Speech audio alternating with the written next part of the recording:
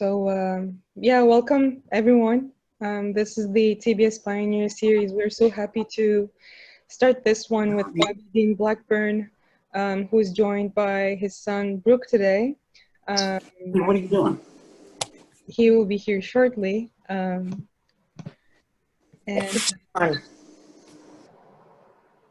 Bobby. We can hear you, actually. You can hear me, but we just can't get the picture. Yeah.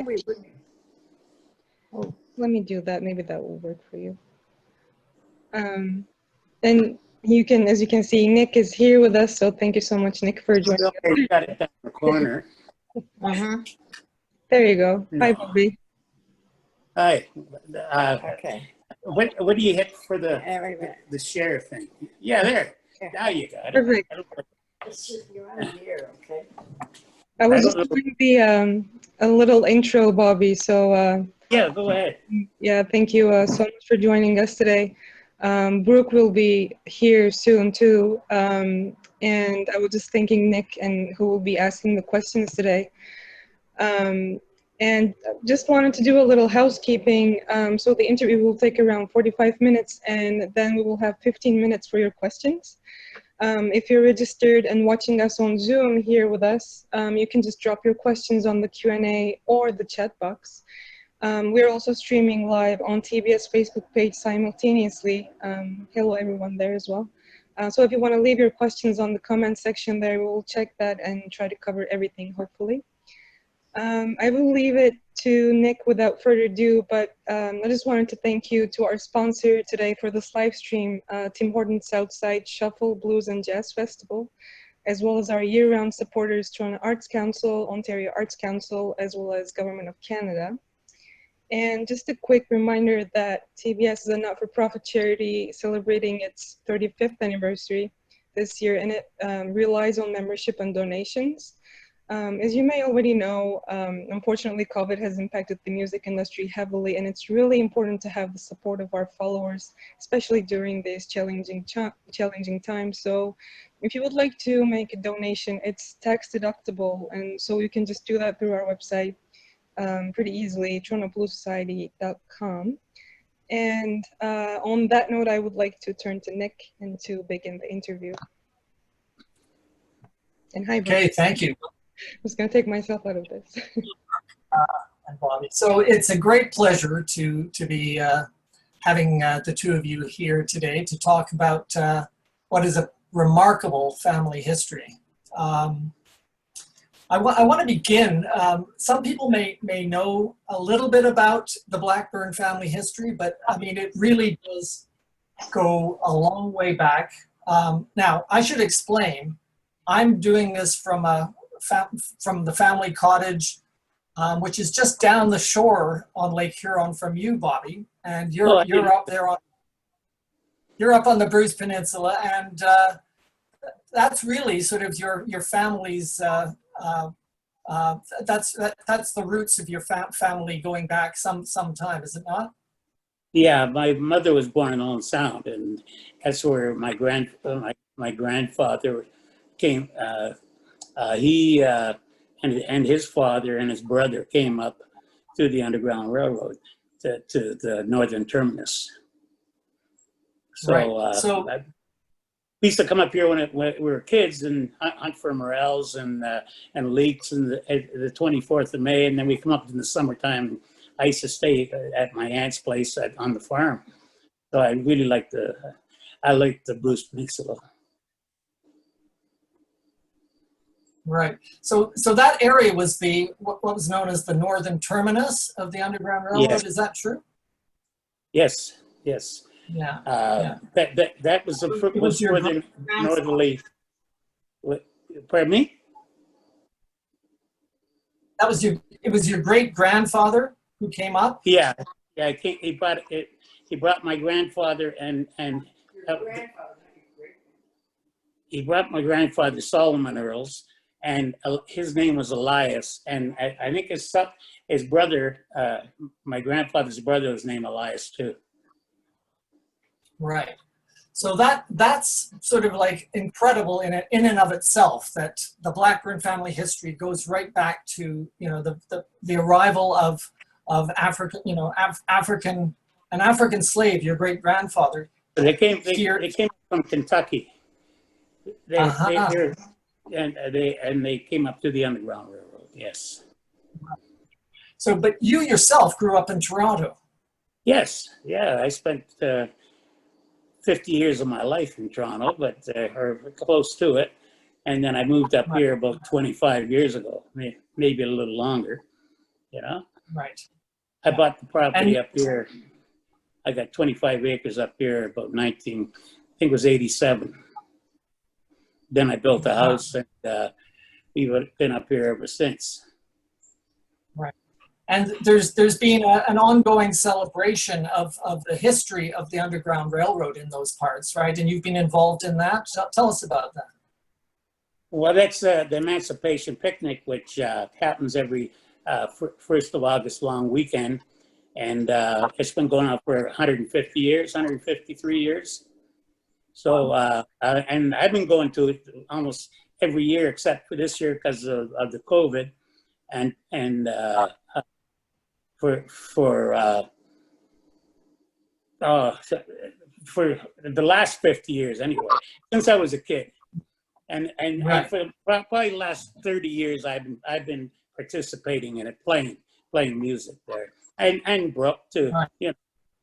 Yeah, I was just going to bring Brooke in. Brooke, what's your connection to that history? What do you remember about as a young boy, I suppose, taking part in those picnics and those celebrations? Yeah. We grew up in Mississauga, so you know it's always August 1st weekend was always basically the get out of Toronto weekend in the summer, and then we basically plan our vacation from there. Like we'd stay up in that area after the fact, you know, or whatever. And so, yeah, that was always going up to see the family. Everybody come up every August 1st weekend, a lot of food, a lot of people, a lot of cousins that are from London, Ontario, or from all different parts of Canada. They'd be coming there. And, you know, basically all the family of my grandmother's family I think she was one of 13 kids. Is that right, Dad? She had 13 kids. No, Granny. One of 13, yes. Oh, your grandmother, yeah, right. My grandmother.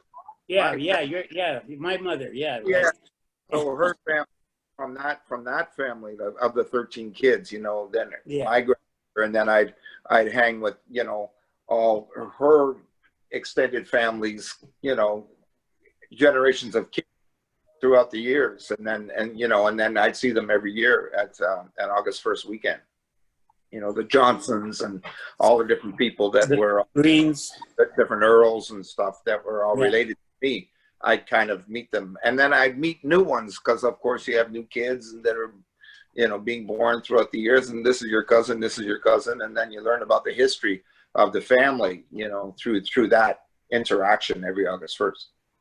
And they always had live music at the picnics, and this after dinner they would have a baseball game, and there was this old building there when back in the 50s, and all the older people would go there afterwards and jam. You know, we had a lot of relatives that jammed there, so it was always fun to go to the picnic, you know. Yeah, I would hear about different musicians, and then I'd meet them at the picnic. You know, I'd hear about them throughout the year. What's that? Tell us, like, who in particular, like, who would you meet, and what would those experiences? I probably met Eugene maybe for the first time at the picnic. You know, I always wanted to hang with Eugene Smith because I loved his groove. I probably met him there. His mother, I met some of Tommy Earls, which I heard he had a big like 16-piece band or something like that back in the day. Yeah. And I'd meet Tommy there, and you know, a lot of my cousins that were musicians, you know, meet them there and just, you know, hang, and then new cousins that married into the family that were musicians that, you know, like Michael Dunstan and stuff like that. So I've met a lot of people that, you know, who I played with throughout the years. And then as the years went by, when I started playing more in Toronto, they asked me to be a musical director. And then I brought up people from Toronto, like Liberty Silver, Michael and myself, my dad and everybody. My dad was up there at the time. And then I'd feature them and I'd put together a band for that. But I grew up in the musical history of meeting everybody there. After the baseball game, there'd be a jam session. Yeah. My uncles. Right. So go ahead, Bob. Yeah, Listen, I'll tell you something. Once you start talking about this, it's a long conversation, my friend. Yeah. You'll say something. I got to tell you about my uncles, because there was my Uncle Mose and Ernie and Tommy was my cousin, Tommy Earls. But they also used to play up and down the Bruce Peninsulas on the weekend, and at hoedowns. You know, one played the fiddle and the other one played the my other uncle Mort Scott. The Scotts are relatives too, and Yep. Also the Courtneys, and so it's a big family, you know. Yeah. Well, it's Yeah. a big family, very long history. Sorry, Brooke. Go ahead.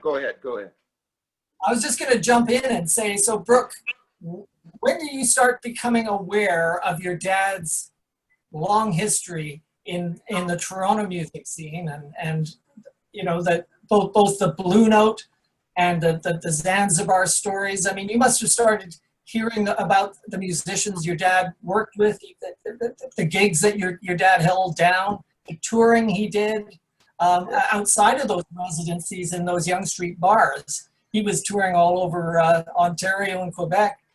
Yeah, since my existence. Really? Since I could remember anything, I remember my dad playing.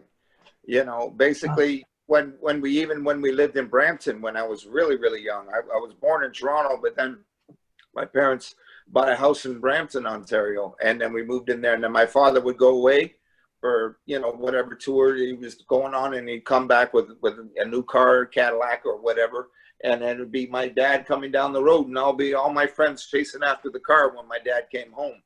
And so I remember that. I remember that vaguely. I remember everything I remember I did a guitar workshop recently, and I was talking about the tapes that my father used to record down at the Zanzibar, and he'd record those, come home, and then put them away or play them on his reel-to-reel recorder.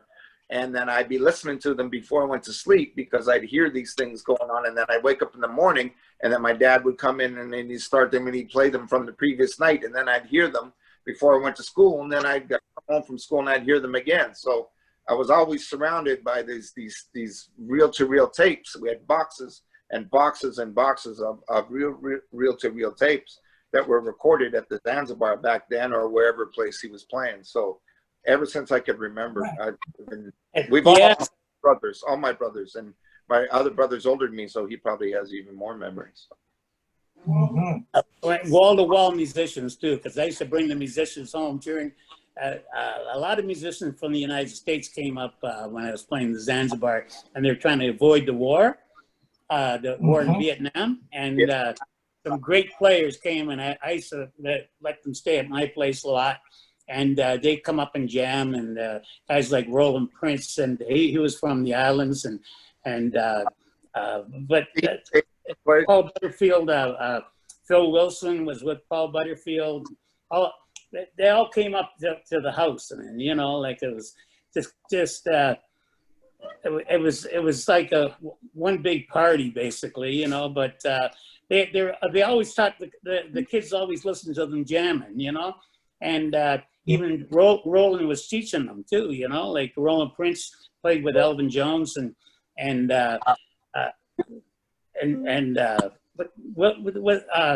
Taught me soccer as a morning sunrise. I'll never forget that. Yeah.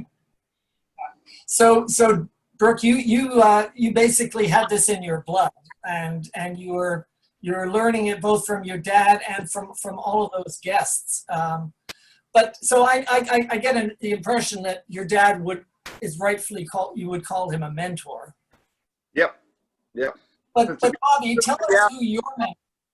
A lot of Who people. was your mentor? Who did, like, you know, like when you're a musician, a young musician in Toronto, everybody thinks, okay, well, you know, who was your influences, you know, from, you know, certain things like heavy guitar players or stuff like that. And first I would say them, but I would say definitely the first one was my dad, because it's only logical that would be your first mentor, the first person to bring you into the music or whatever, first person who would probably give you a gig, you know what I mean? So it'd be playing with my dad since I started playing guitar, you know, when I was ready. Gary Martin, remember Gary Martin? 15 years old, you know, I remember playing some gigs that I probably wouldn't walk into these bars, you know, but I would with my dad. But, you know, and then, you know, sometimes it's like you don't know what to expect. And then by the end of the night, everybody's just in love with my dad's music, you know, so it's just what it is. But, you know, it's just back in the day. That's what it was. I was playing with my dad before I played with anybody, you know. I mean, personally also. Right. Brooke played with me. When I opened Nollins down on King Street. I had Brooke playing with me, and I had Corey on drums. But I told him, you got to use the brushes, and he really learned a lot there. And Van Johnson he used to be in the house band at he was from New York, and he's gone on the other side now. But the great player. He was on my record too. So, and it's just, I mentioned Gary Martin. He was a big influence with you, with Brooke. You mean Van Dixon? Yeah, Van Dixon. But I said Gary Martin.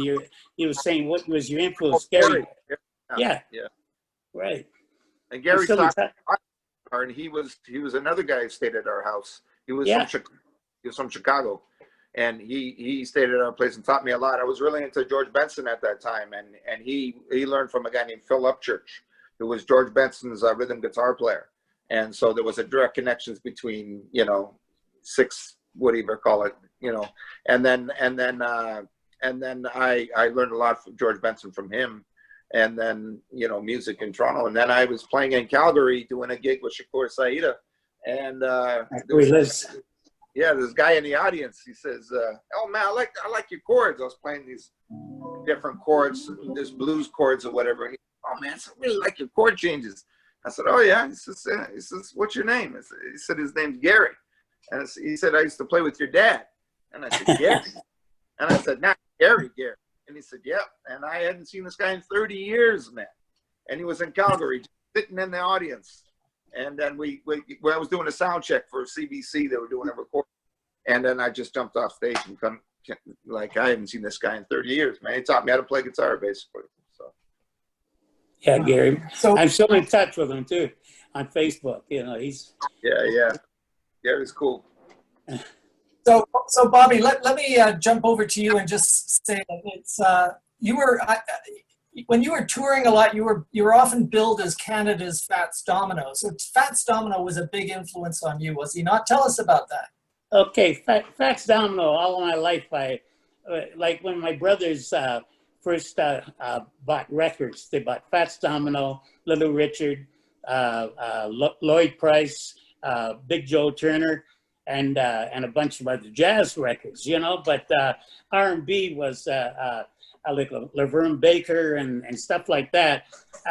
And Fats Domino, I almost learned every song that he brought out, because he was one of the first. He had 35 million sellers, and he up until the Beatles came out, he held the record for the most million sellers of anybody.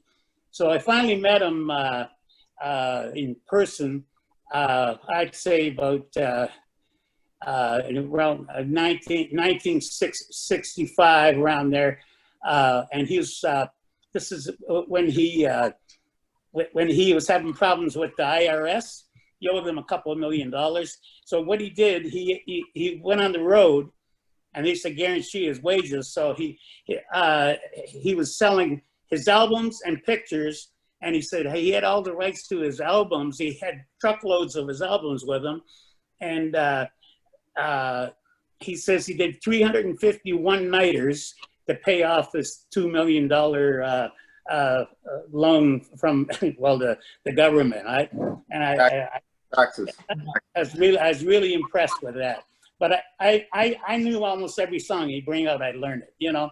But then there was Little Richard, and I love Little Richard too, you know. So because he could scream when I first started, I did a lot of screaming instead of singing. But the girls liked it anyway. So I did a lot of acrobatics and you know, stuff like that. But go down on my knees but it went over, you know. But then I learned how. It took me about 50 years to learn how to sing, you know. So now that's the reason I was taping all the time, so I could improve my voice, you know. But all those old R&B guys, I had to pay tribute. We did a thing with Brooke and Blackburn a couple of years ago for the Blues Society at Hughes Room, and it was called what was it called? The History of Soul. Oh, the soul of rock and roll. The soul of rock and roll. Yeah. Rock and roll in the black community. Yeah, yeah. So we did a tribute to them all. So great. I haven't brought it out yet, but I'm gonna have I got it videoed and recorded on 24 track. So I've been listening to it, and I got to get it edited, and it'll be coming out shortly too. So. Well, speaking of the Black history, certainly of Toronto music, you were really the first Toronto-based Black performer on Yonge Street, were you not? Right. After I left the Blue Note, I started the Blue Note. I give Al Steiner. Al Steiner was he originally was my manager, and he used to take us to all the dances, and he says, I'm going to open a dance, you know, and I says, no, man. I says, there's too much competition in the dance field. I said, open an after hours rhythm and blues club, you know. I said, because there's none. There's a couple jazz clubs. It was the first floor and the House of Hamburg and a few the upstairs club, but there was no there was no rhythm and blues club. So he opened up this rhythm and blues club, and he had it going for about I figure the original one went for about 15 years. When he finished on Yonge Street, he had over 100,000 members. You know, so like it was on, and it didn't serve no booze or nothing, but it was open from 10 till 2 in the morning.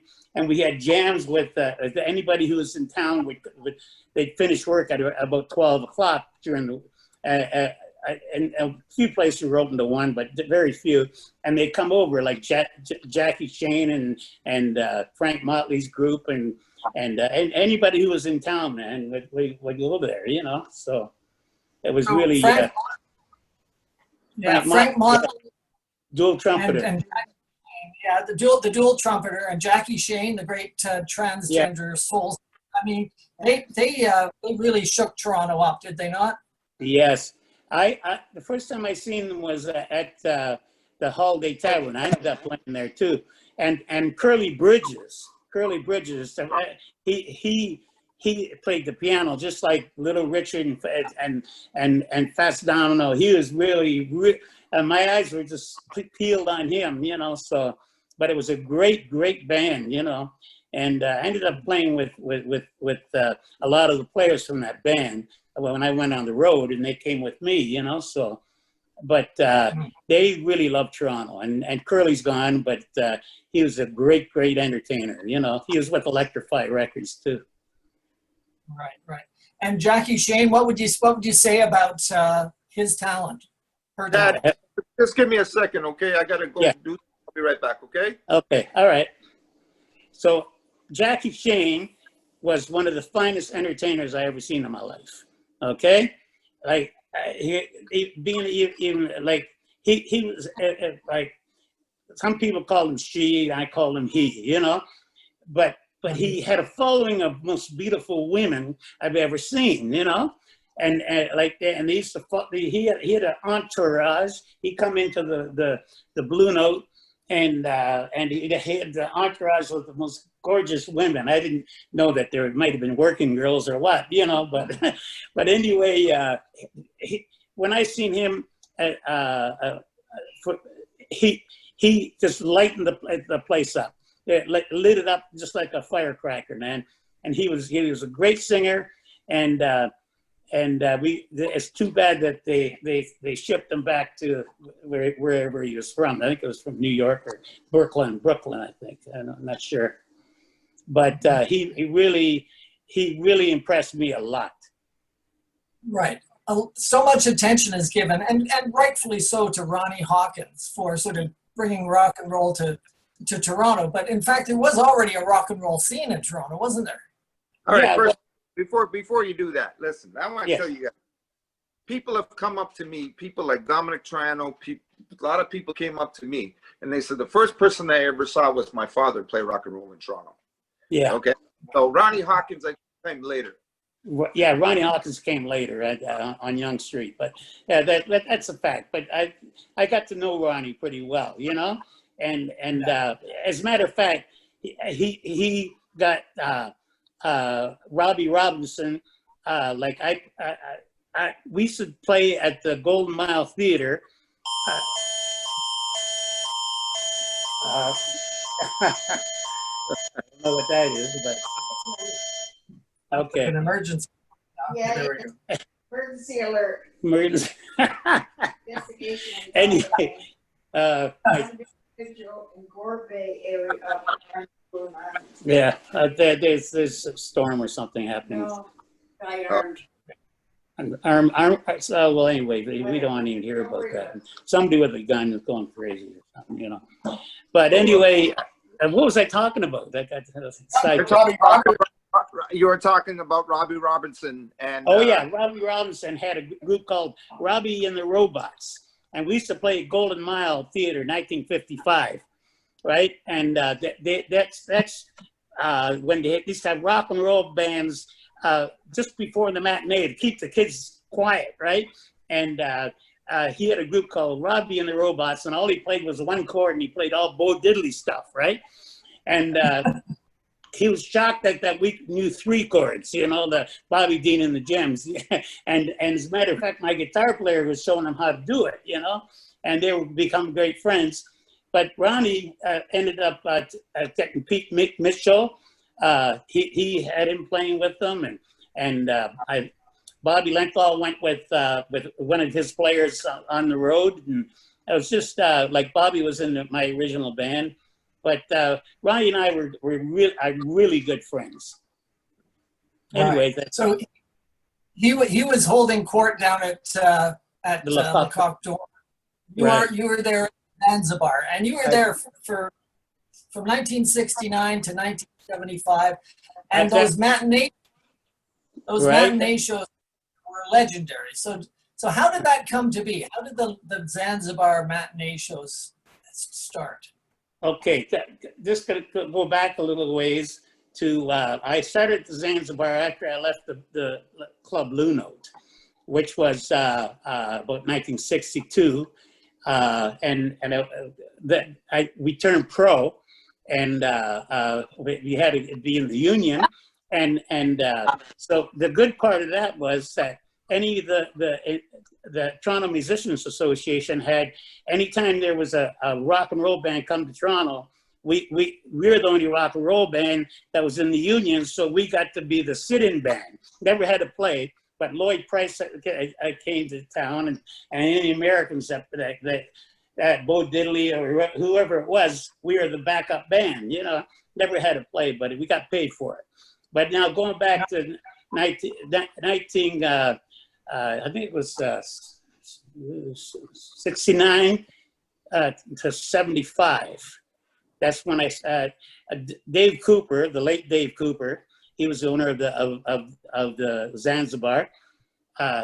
He called me up and he said, "Buddy, I want you to play 6 days a week from 12:15 to 4:30, and in the afternoon." I said, "Why?" You know. I said, nobody's got a matinee during the week. And he says, there's going to be a beer strike. I got the word from because he was one of the biggest sellers of beer in Toronto.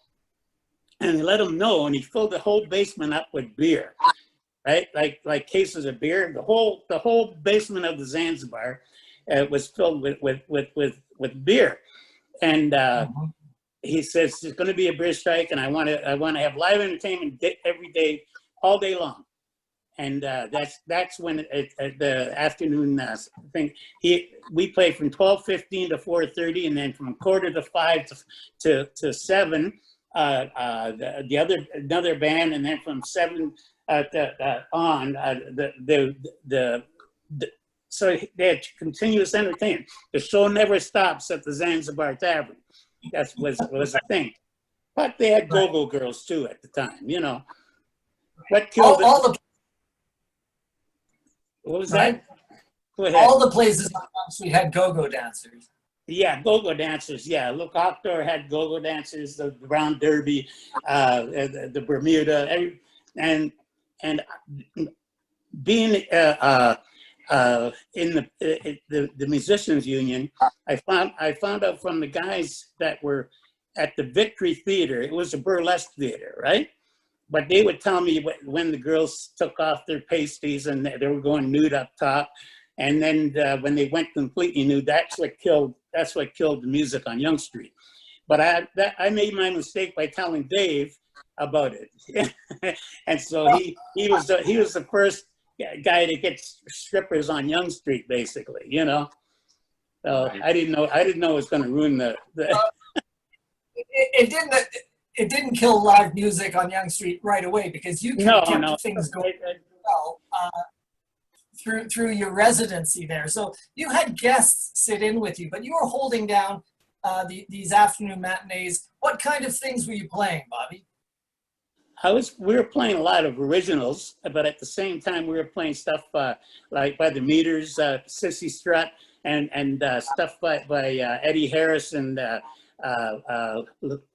Listen Here and Les McCant and stuff like that. We're a thing between jazz and R&B, and then we're doing a lot of R&B too, you know, for the go-go dancers, and we sometimes the Zanzibar had people lined up, saxophone players and trumpet players lined up waiting to get on the stage. So from 12:15 to 4:30, there was people and like just waiting in line to get on the stage. It was utterly amazing. Sometimes we'd have 7 pieces up there, you know, because it was a small stage, and the regular trio had organ, guitar, and drums. But then the horn line and the vocalists would come in. I started Liberty Silver at the Zanzibar, but she couldn't stay in the Zanzibar because of the strippers, right? Or the go-go girls. She had to stay outside until it was time to call her up. And but then we with Liberty, we did a gig at the Lovers Lounge, and it was just piano, congas, and myself, and her. And it was just beautiful, you know. She up till then she was just into R&B, and that was it. But we did a lot of jazz stuff, and then I finally got her on my album, you know, like when I was 59 years old, and she got it, and she helped me on that Kitchen Blues thing, you know. Right, nice. And you tell us about the song you wrote that really, you know, really spells out that history at the Zanzibar. You wrote a song that's on Brooke. Which one? Yeah, well, you wrote a song Walking in New Orleans called Walking. Oh, one of New Orleans. Yeah. That talks basically about the tapes. A lot of the tapes that my father used to come in. Basically, it's like a lot of places that I've always wanted to go to, like New Orleans or Memphis or whatever. And then I talk about Yonge Street. You know, I was born in the North, raised on a reel-to-reel or something. Yeah. I was born in the north, raised on the reel to reel. My father played the blues, always a real deal. Down, down, on, down, on, down on Yonge Street.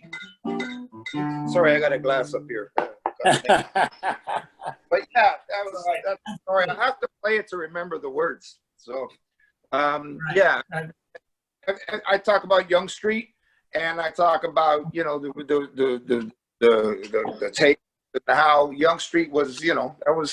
That was where it was happening. I mean, you had places like Yorkville, but that was more like the folky and the more acoustic stuff. But Yonge Street was the place where it was, to me, that I grew up knowing that that's where it was happening, was Yonge Street. So. I used to take the kids in there, and they sit at the back because that was the dining room, and they watch the bands play. Yeah. Buddy, front, we could really sort of just hear the music, Saturday afternoon, I was working, Right. Some of the guys were Buddy Mott, Paul Butterfield, Taj Mahal. Whoever was in town, they didn't get a chance to play until the Zanzibar was at like from 12:15 to 4:30, and like guys like Jimmy Smith, Jimmy McGriff, Richard Groove Holmes, all those guys came, and it was like my that's how I learned to play. It was by listening to those guys.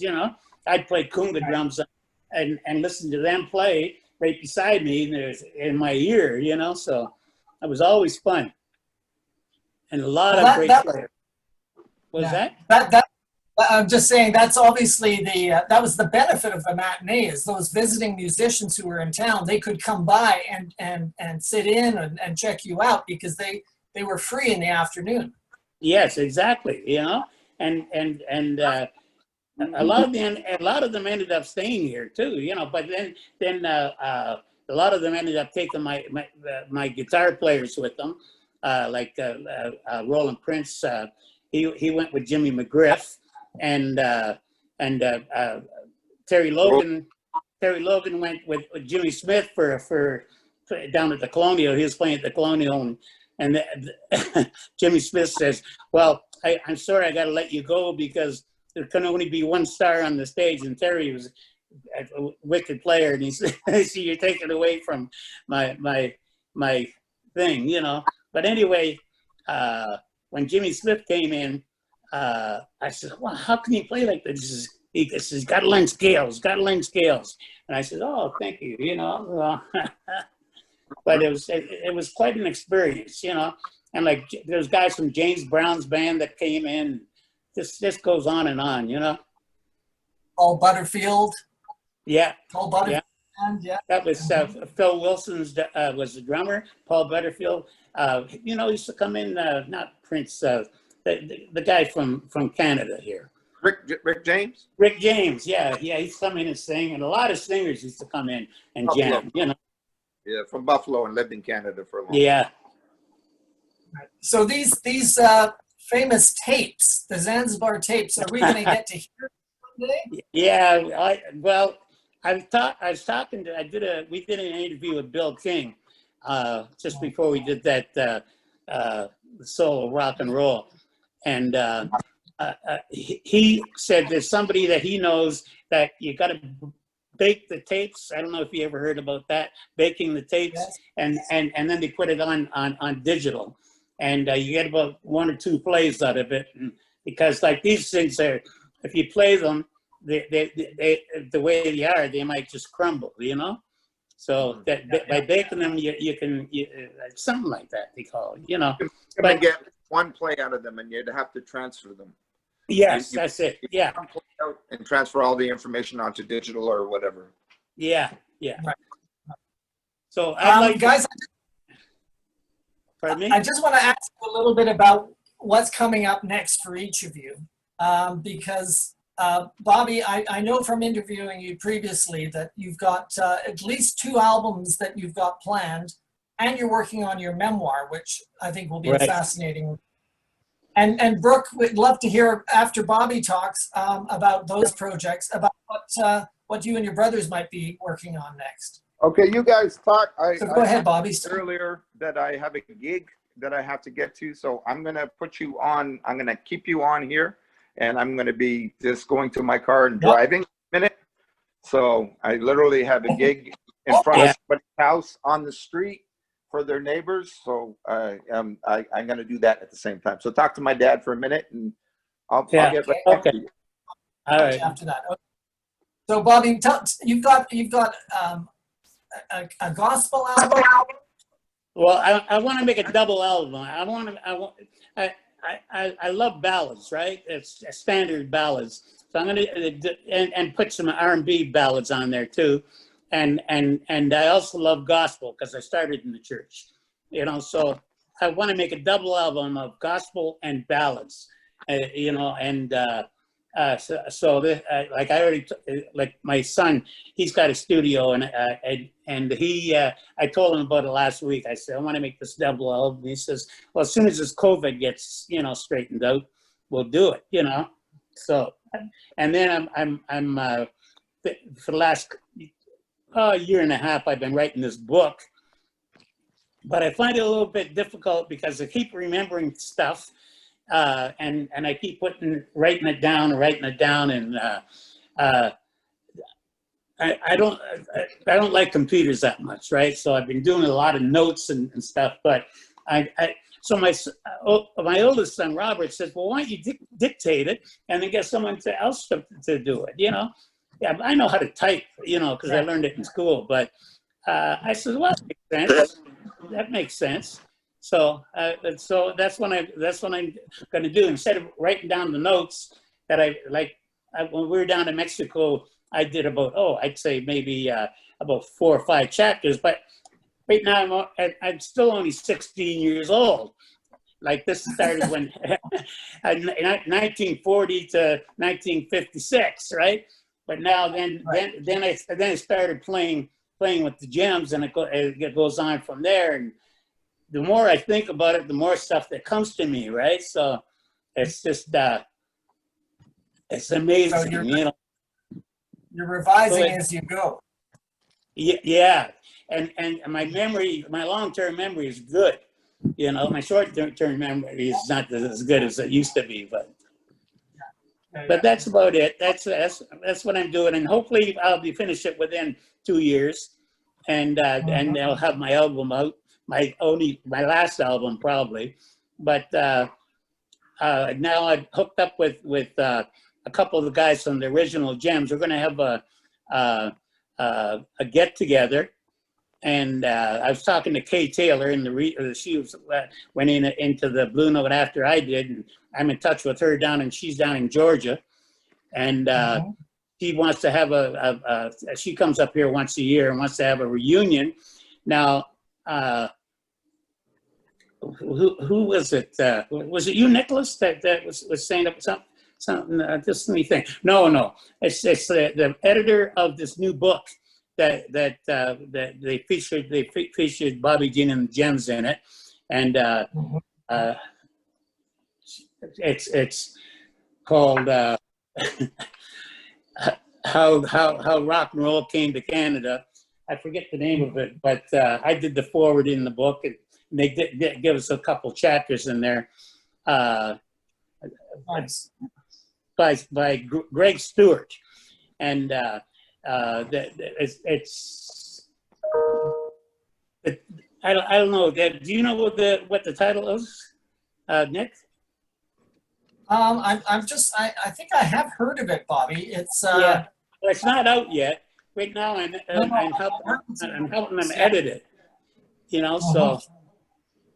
It's Talking about that, how rock and roll invaded Canada? Yeah. How rock and roll invaded Canada. That sounds like Yeah, and it's by Greg Stewart. He's the one that did the Avro Arrow, the book on the Avro Arrow, Canada's Lost Dream, and he won an award for that. But he's been working on this book for the last 5 years, and so I got a pre-author before it's released on Amazon. he said, make sure that like he's a historian, right? And he said, make sure everything's right. And so I got to I'll be finished doing that for him by the end of the month. So. Right. And then Great. Well, Bobby, yeah, it sounds like you're going to be busy for the next couple of years. Yeah, well, that keeps your mind fit, you know. Right. He's Plus, got let so me many ask- stories that need to be told, you know? Yeah. Lots of stories that need to be told. So, Brooke, what about you and your brothers? What can we expect from Blackburn next? You guys okay? You can see me? You're okay? Yeah. Okay, what's happening next is that we're working on another record right now. And we're pretty well done the record for Electrify, one of the last releases. So for that, you know, from Andrew, that one of the favorite people in the blues community, and so Andrew Galloway, I'm talking about. Yeah. So we're working on that record. I'm sure he'll be doing more releases after that, but he's gonna work on this with us, and yeah, so we're working on that record. We just did a show out in Quebec that was really beautiful, and it was so nice to play outside in front of people.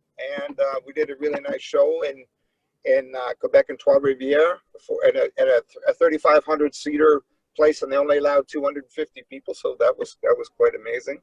So yeah, we're just keeping busy writing, and I'm doing a Blackburn and myself. We're doing a video for Wilma Morrison. I don't know if you've heard of Wilma Morrison, but she's an advocate for Black history in the Niagara region, and she really wrote a lot of the stories of the people that came through the Underground Railroad and came through Niagara to freedom seekers. And she passed away from COVID at the age of 91, and they did a CBC series on her. And basically, I wrote a song for her called Sister Wilma, and we're going to do a video for that. And then I wrote another song called Freedom Train, and Blackburn is going to do a video for that. So we're going to do a video for that through Bravo Niagara. So that's something that is going to happen soon for Blackburn, and we're keeping busy. And I'm playing at a place called Peter Pan, doing a duo with a buddy of mine named Paige in September. From every Tuesday in September, from the 1st on every Tuesday in September. So that's sponsored by the Orbit Room. So you know, we're edging back into life, you know. Right. It's challenging times for working musicians. That's why I'm driving right now and talking to you, my brother, or else I'd just be talking to you. But I need to go and make some money. So I'm gigging out in Cambridge. You know, so I'm driving. Then Dad, Cambridge is on the 401, right? Yeah, just off the 401. Yeah. Yeah, I just got to remember which highway, because I'm not going to put on my GPS, Google Maps. Yeah. So anyway, I mean, go ahead, Bobby. Yeah, I just wanted to mention that for the last 10 years, I've been playing in the summertime at the Wismer House in Port Elgin. Every Sunday afternoon outside. Like this year was the first year that I haven't done it in 10 years, you know, and so now they're waiting for the health department to say it's okay to have entertainment, and they still I don't know that maybe they got to wait till phase 4 or something to do it, but I'm looking forward to going back to work, and up in Tobermory, a place where I really started playing when I was up here. I was up there for 6 years. Shipwreck Lee's, they just opened a new spot, and he wants me to play there.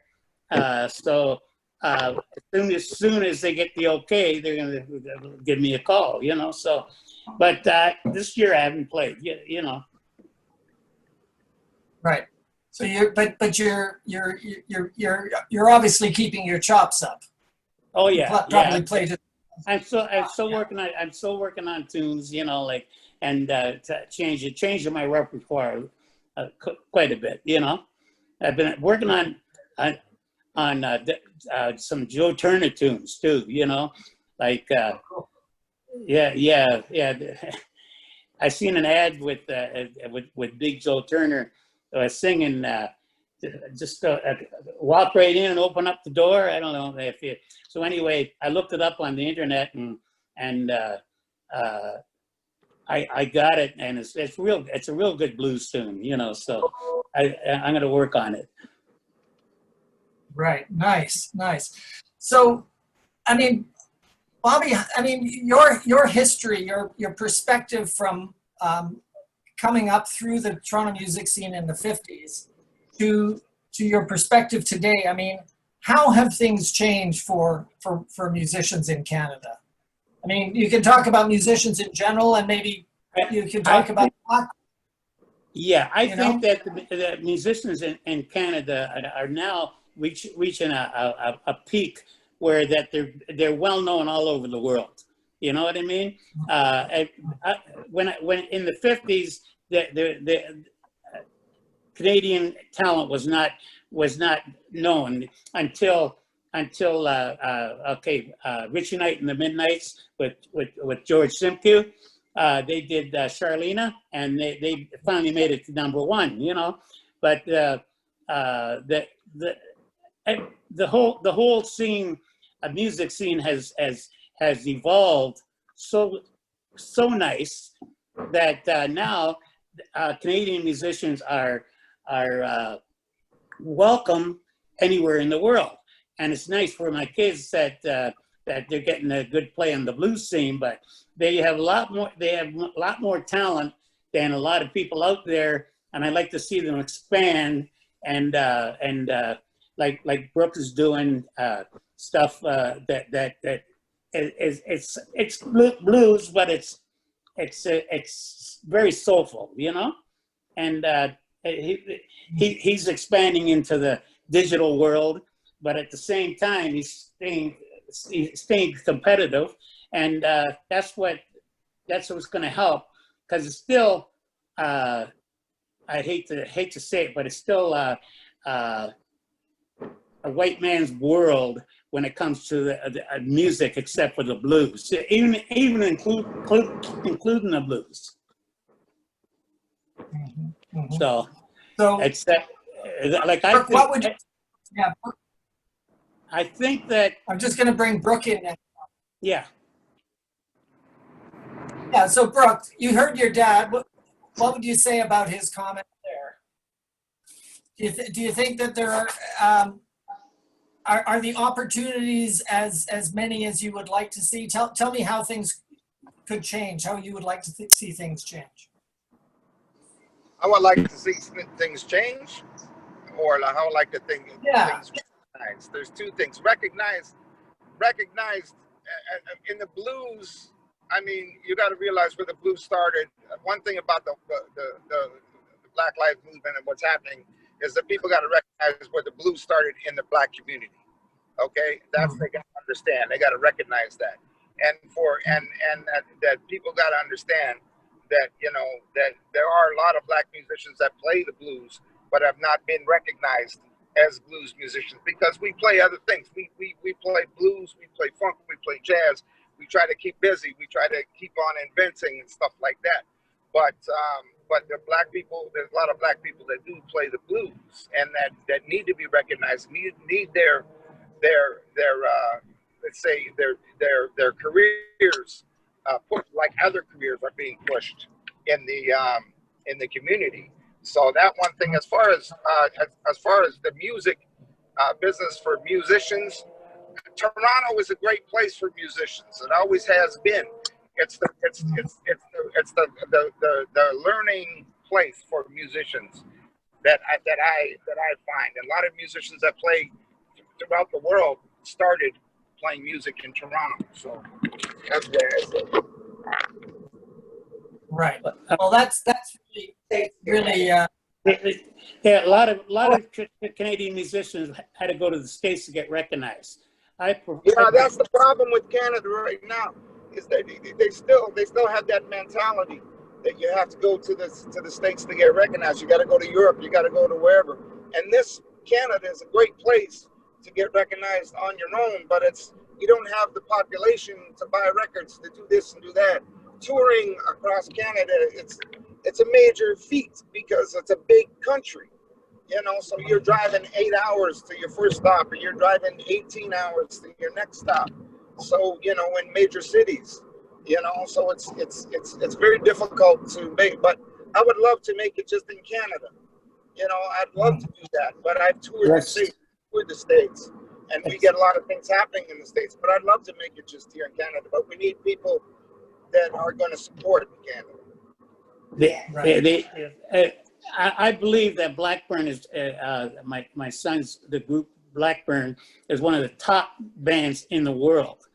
And I feel so bad that they don't get the recognition that they're supposed to get. But Electrify Records has helped a lot, and they helped me a lot.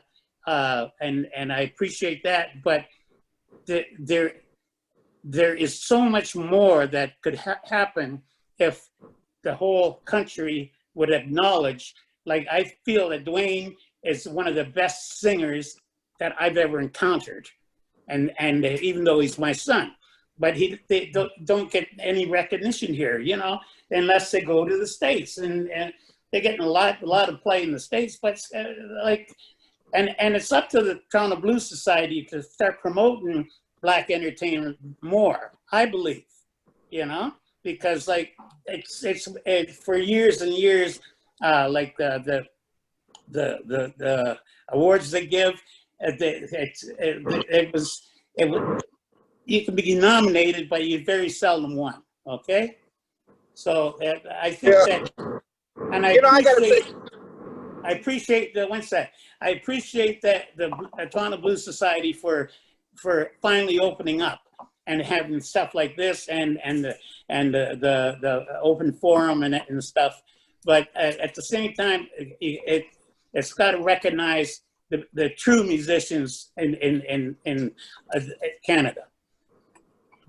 Yeah, okay. You know what's kind of crazy, Nicholas, is I was in Memphis, and I was in just previous, and so you know, you go to the different places. I don't know if you've ever been to the IBCs, but you go to different places and see different bands, and when we were there a few years back, we were one of the only pure full Black bands. And then I was there this time, and I went to this club, and I saw this Black band, full Black band from Memphis, come up on stage, and they're just setting up. And there's this guy in the corner, man. And I said this earlier in an earlier thing. Is this guy in the corner? He said, "Oh, we're not here to listen to hip hop. We're not here to listen to hip hop," because the only reason he said that, because he was a racist motherfucker. But yet another reason was because he saw a Black band, all Black bands, up on stage, and he's like, you know, it's like he really taught me that the perception of people out there is that they don't understand where the blues came from or where the blues still is within the Black community. So he was kind of like this. Right.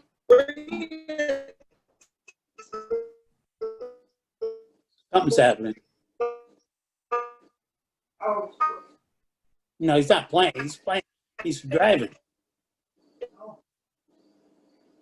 Something happened. Well, yeah, something happened. You're still there, Bobby. So Yeah. No. So it's an evolution. Things have got to move forward. Things have got to change. Yes. And if got to change. Yes. You're breaking up there, Brooke. Yeah. Well, that guy just got shot 6 times in the back. You know, I did a song on the internet about that. You know, called "Why." Like, why do Black men have to get shot? You know, going into the car looking after the babies. You know, why do they have to get shot by the police? You know, it's ridiculous what's happening. And I'm going to keep on saying what I got to say every time somebody gives me their platform to say it. Yeah, me too. Well, I'm glad to hear that, because it shouldn't just be basketball players taking a stand. I mean, the more musicians like yourself who take a stand, the better. exactly. Yeah, it could be everybody. Yes. You know, Dad, I saw this thing today, and my father my father was one of the first black coaches of hockey. And I saw this thing today on Instagram, was this black hockey player was really pissed off with the NHL for not standing up for that. Yeah. Not saying anything. Right. Well, I remember. Well, I was the one of the first black coaches in hockey in Mississauga, and we ended up playing for the championship the 2 years I was coaching, and we got an award from the referee at the end of the chief referee of the he says Mr. Blackburn, he says, I really appreciate the guys on your team. They never got in a fight, and they were the most gentleman players that we've ever encountered on in the hockey. And I said, well, that's what we taught them, you know, like that was no fighting, and the audience, they couldn't scream at their kids or nothing because we told them, or you're gonna get banned, you know. And it was beautiful. We played for the championship twice, but they never seen a black coach before, you know. So. Right. So it's we've still got a ways to go. We've basically it's getting better. It's getting better, but it's still got a long way to go. Yes, and I hope that hopefully guys like you and the Toronto Blues Society and the Black History people, like they gave me this award this year, and for being a founder of you know. So it's really, it's opening up, and then I got on the Mississauga Walk of Fame. You know, it's the stuff that's getting along. You got any questions? I think we're going to probably wrap it up, Huma. I think that does it from Brooke and Bobby and I. So I just want to thank you for setting this up, and it's been great talking with you both, Bobby and Brooke. Yes, thank you again for the Toronto Blues Society, and thanks a lot. Yeah, thank you so much.